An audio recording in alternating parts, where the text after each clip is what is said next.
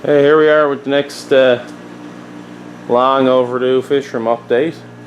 Like I said in the other videos, I usually try to wait a bit longer between updates so there's actually some things new in the fish room.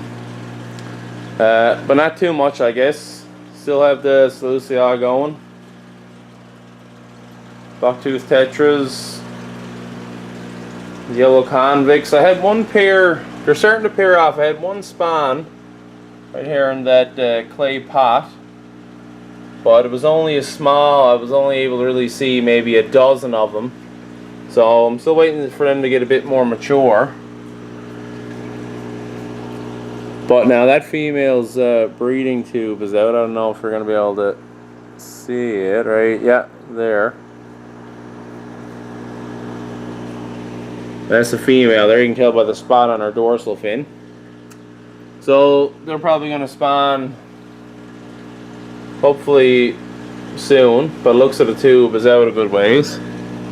But typical of any, even most cichlids, it's hard to, they usually hide their eggs pretty well. So we'll see what comes of it. Because there's other pairs in there, I have a tendency to probably try to take a few out.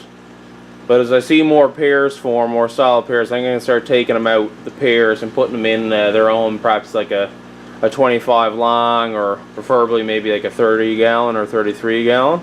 Then I won't have to worry about removing the young as much. What's new from last time, this 55 gallon, I moved all the Pseudotropheus Cichlids fry from the adults there that I had. Put them in here to grow out. I had them in the 10 gallons previously for different broods. Now once they all got handed at the same size, I separated them, and I'm surprised. If you can see one here, you can see them already coloring up blue, which would be the males, which I find interesting, because even some of the adult ones are in the same color formation. Now I suspect maybe this would be my assumption, that because there's other dominant males in there, they don't have the tendency to switch over to full-blown male colors yet, maybe, and because these are juveniles, maybe he's just first in the race, probably. Now that's just a guess, but you can see some of them changing over. Sticking with the Cichlids, these are the 10 gallons that what I normally do is I put a holding female in, and as you see here, I just had a female 2 days ago spit these little guys.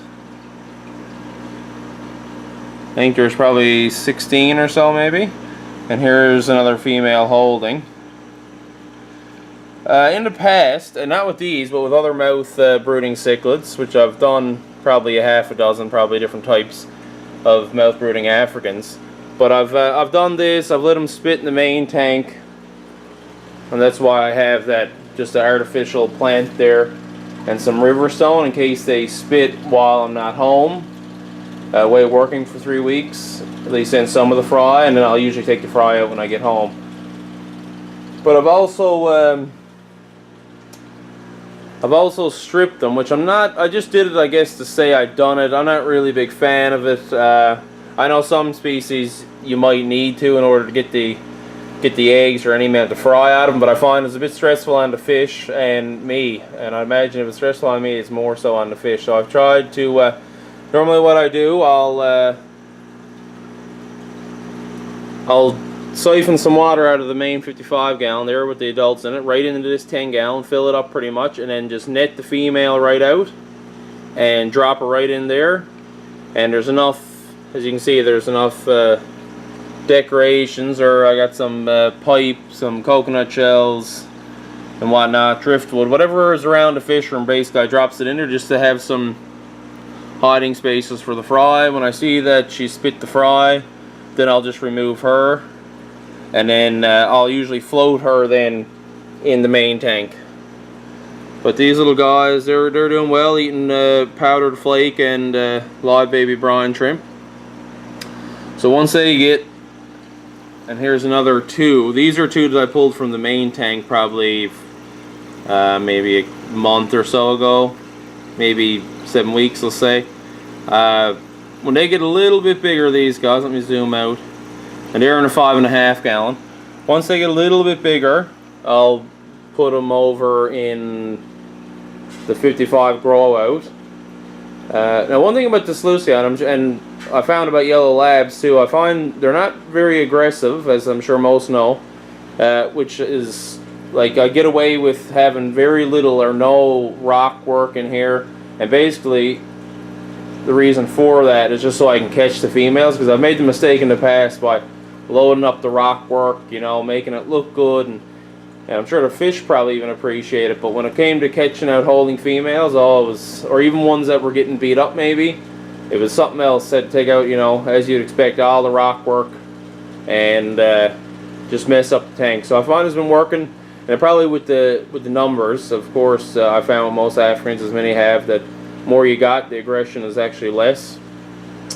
But anyhow, yeah, so just waiting for her to spit. I don't know, I don't really date them. I don't keep track of how long, but now this female that spit these, I only had her in the tank maybe 24 hours and she had them spit.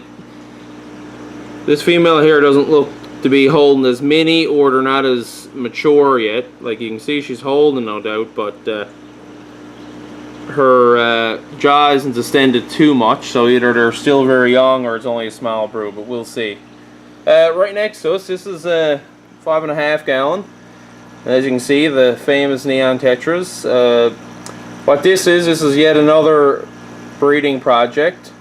Another one to tack on to the resume, if you will. Of course, neon tetras are common enough, and I'm not saying they're impossible to breed, but just something that I'd like to take a stab at breeding. I was hoping to get them a bit bigger than they are, a bit more mature, but I said, you know what, odds, I'll take them as they are. I just got 5 of them, and you know, grow them out, bulk them up. I'm feeding them flake and live baby brine shrimp, which they've been liking, and these are the Indian almond leaves in there. That's why it's a bit, the water's a bit, I don't know if you can sort of see it on the camera with the tannins in it. Now the water, what I'm trying to do is that my well water, is artesian well, is hard, not extremely hard, but as what you'd imagine for well water to be, and pH is around 7.6. So usually neons maybe prefer a bit of a lower pH, but with all, you know, commercial breeding, I'm curious if I can get to breed them in such water conditions.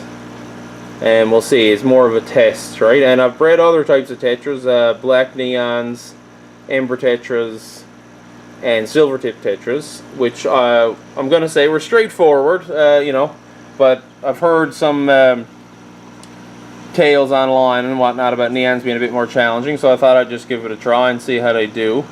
I haven't been keeping an eye on if they're spawning yet. Of course, there'd be, you know, I have no spawning mops in there, but if I see some fry darting around in there, I'll probably remove them. But I'm just trying to bulk these guys up first, and because they're not even really big enough for me to distinguish which ones are females or not. That might be a female there with the bent blue line, but she's really not plump enough yet to tell. So I'll keep everyone updated on that. Nothing's changed over here in this corner. We still have the black-barred limias, or the humpback limias colony. I'm colony breeding those, so I'm not removing any females that are pregnant. I just got this fake grass plastic plants floating, and as you can see, I started out with 5 and they're all doing well.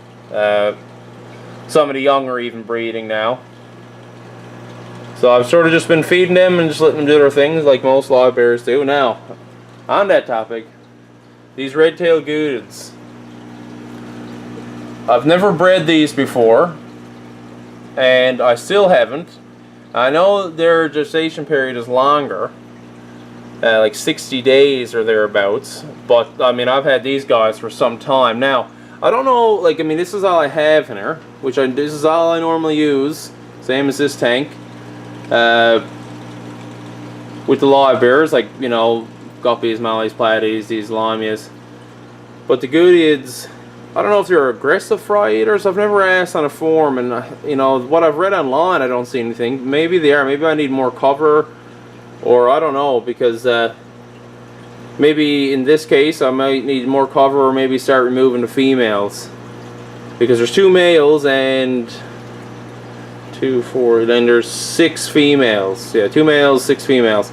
So I mean, there's definitely, and I've seen them, like, the activity going on, of course, reproductive behavior. So I'll have to see. I'll have to ask on a forum and see how aggressive fry eaters they are. I didn't think they were, but I haven't seen any frying here, and I'm checking every day, and I haven't seen any. I seen one. I only had them a couple of days, and I seen one, but it wasn't doing well. So I suspect, you know, probably the stress of shipping.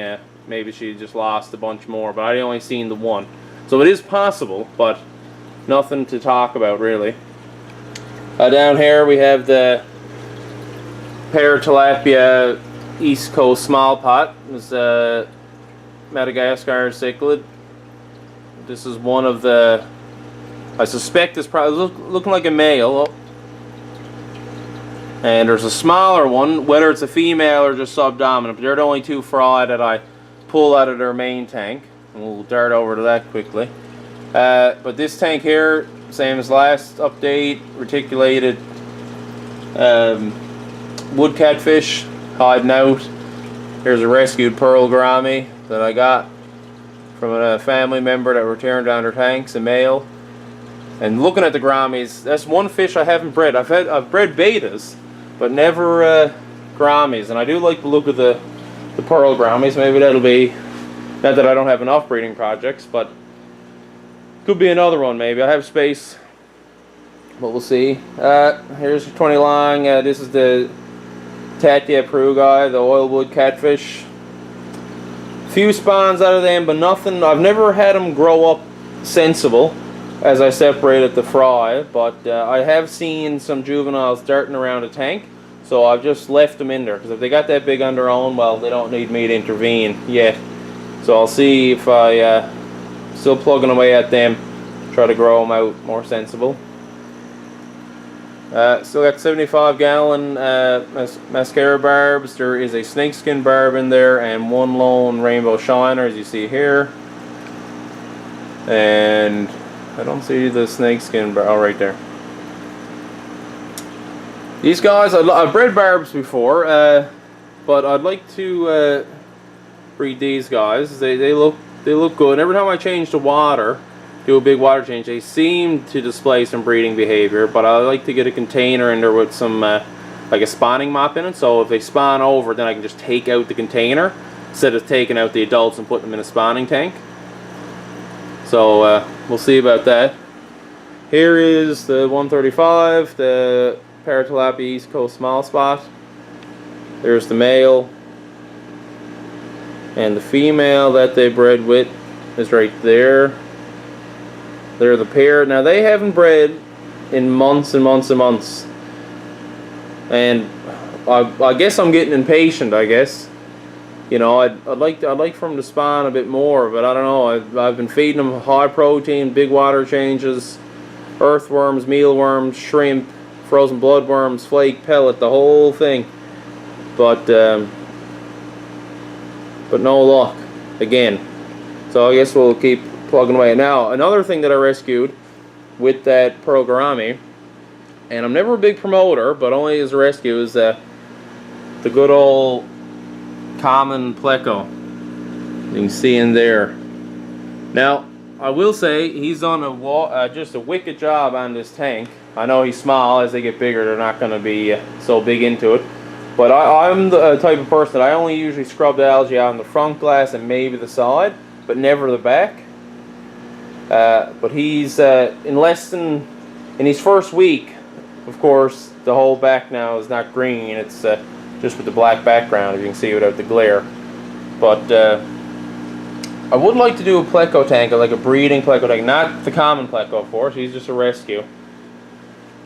But I'm waiting for a supplier to restock. I'm hoping to try to get a colony of maybe chubby plecos. I've done a bit of research on them. I've never bred plecos before, but they're probably not the easiest to start with. But I don't want to start out with bristlenose, because our market here, though it's small on the island, it is saturated with bristlenose plecos. So I'd rather do something that I can actually, you know, unload somewhere else.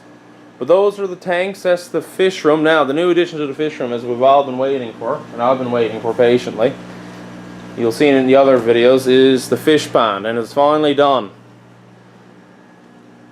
You can see here, quickly, I don't want to talk too much about the construction of it because you've been through that. I got a shop light from Costco, 48-inch LED, which I've had on other tanks. You see it down there. These plants are just from Kent, Home Depot, Walmart. I just potted one, so if I need to take them out, I can do, you know, change the soil on them a bit easier, just for a look. See how they do. I know, like with the light requirements, I'm just feeling it out. Here's some pothos, and there's a pothos that I had growing out in one of the fry tanks, and it started vining out towards the window, so I just ran along this piece of driftwood I got.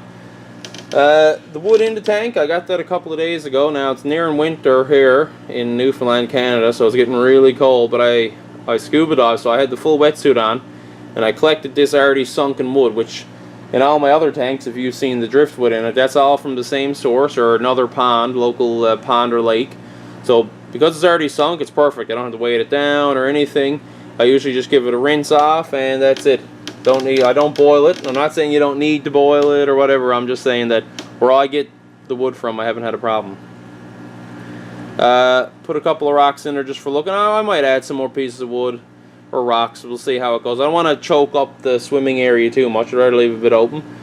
It's heated, as you can see, the two heaters. I propped the heaters up on terracotta trays because, although I don't think they'd melt this heavy plastic or even do any damage, but it's a risk that I don't want to do with 320 gallons or so. Filtration, I got the, let me turn on the light here. I got the FX6, I got one here of course, on a 135, but I ordered a new one down here, and I got them up, and I got this Marineland here, and I don't know the size of it because it's on the back side of it, but a good bit of filtration, and I might add some more aeration. I just got a small ear stone going there now, right? But that's it for the pond. I don't have any fishing. I'm not sure what the plans are for it yet, but I want to get some fish in it because both filters, this filter here, the Marineland, is fully cycled. The one over here, the FX6, that's has cycled media in it. I went half and half and split it up, so I don't want the tank to digress and have to recycle it all. So I got to get some fish in here and just keep the cycle. So I'm not sure. I don't want any big fish because they're going to be prone to jumping out. Maybe just some small schooling fish, but we'll see. Some catfish, maybe some pictus. But anyhow, if you have any suggestions for the ponds, you can leave it in the comments for sure. And that's it for this quick update in the fish room. Little pan around, and maybe if anything else breeds, or maybe once I add some fish, maybe I'll do like an indoor pond series alone, and you know, so people can just follow the pond. Maybe that's their only interest, and maybe not much change with the tanks, but maybe I'll be back now once I get some fish in this. Thanks for watching, and I'll see you next time.